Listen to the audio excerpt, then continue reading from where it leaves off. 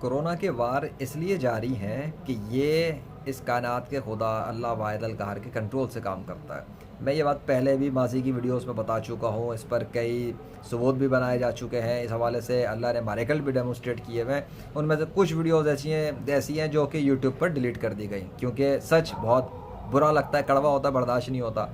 सो फिर भी मैं पहले क्लेम कर चुका हूँ, कई मरतबा बता चुका हूँ कि इस दुनिया से कोरोना को फॉरएवर नहीं ख़त्म किया जा सकता जब तक कि या तो अक्सर या तमाम गैर मुस्लिम कलमा पढ़ के इस्लाम में दाखिल ना हो जाए, या फिर वो लेजेंड से मदद ना ले।